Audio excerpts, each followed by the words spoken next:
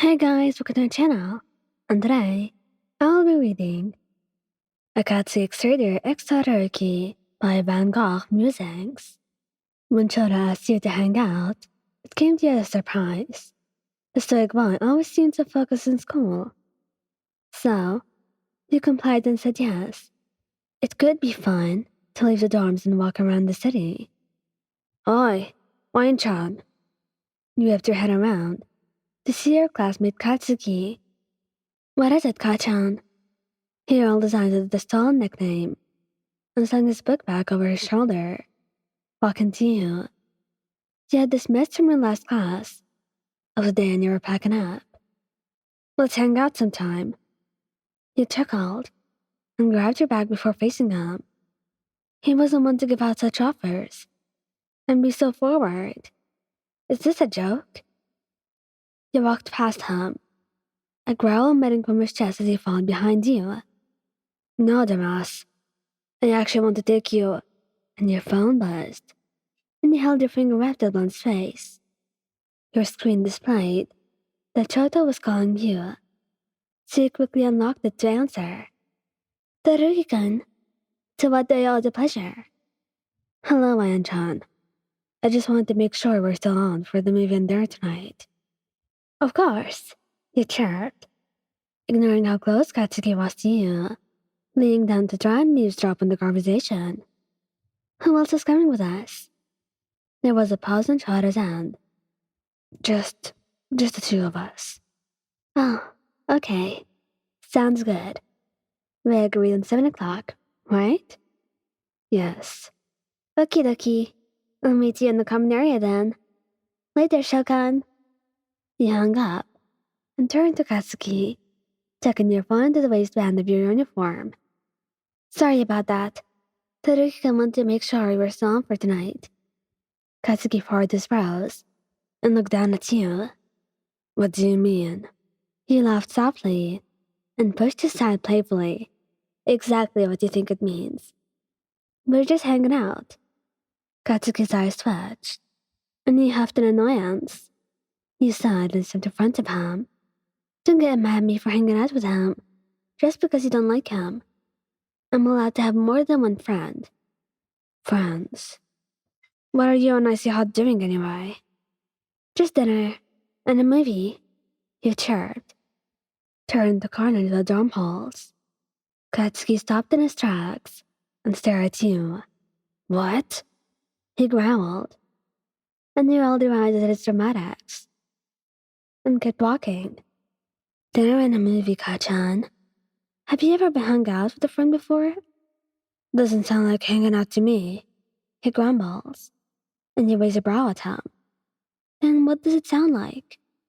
Before you could answer, a cheery Tsu hopped your way. Tsu-chan. You beamed at your best friend. Lion-chan. She smiled. Want to go study for the quiz in here, lol? You sweat dropped and nodded.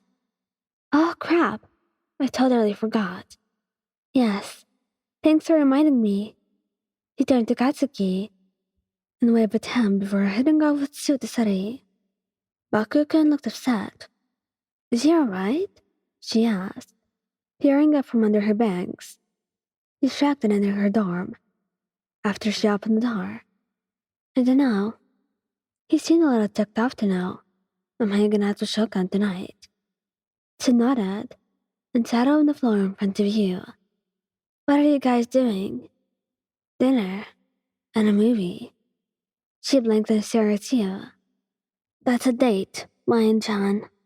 You snorted and rolled your eyes. Yeah, right. If it was a date, then I would have said so.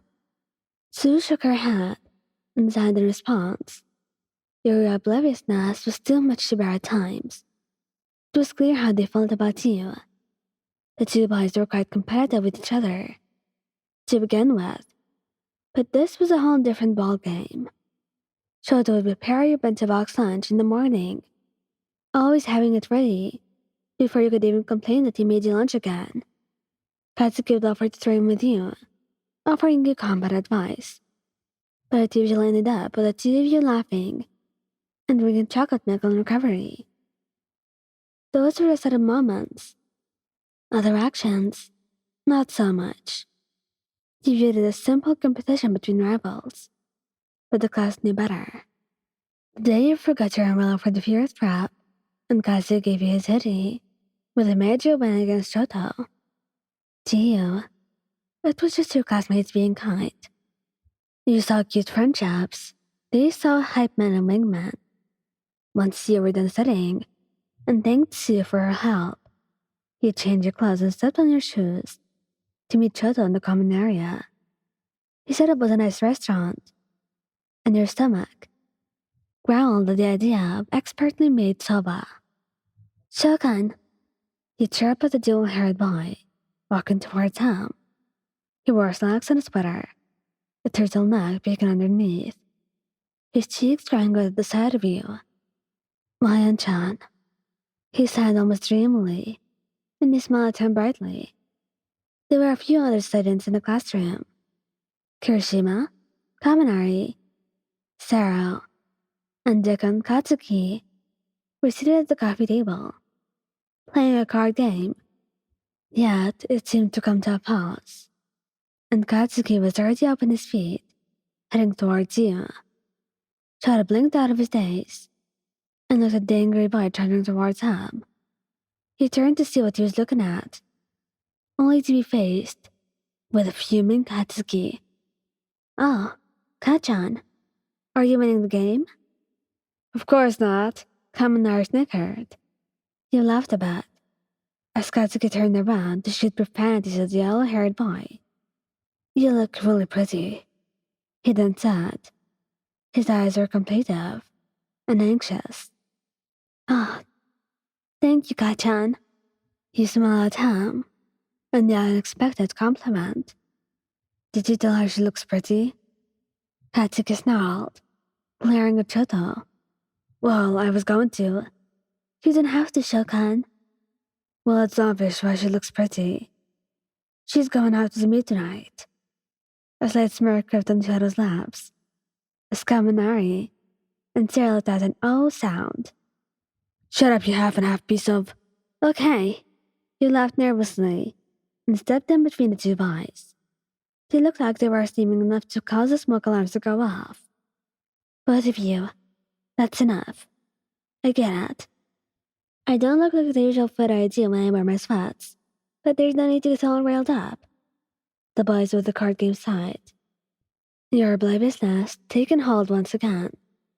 You pulled your hands away and looked up at Shoto. Ready to go? I don't want to be late for the movie. He removed his glare, and his face was filled with newfound softness. He waved at your friends and walked out to Shoto, swinging your hands and asking if they could order an appetizer at the restaurant, which he replied to with an of course, because Endeavor's credit card was tucked happily inside his wallet. Katsu ignored as he watched the two of you walk out from the window, growling, his gaze never leaving the two of you. I'm going to ask Ryan Chan out for real, and then I'm going to kill that icy hot bastard.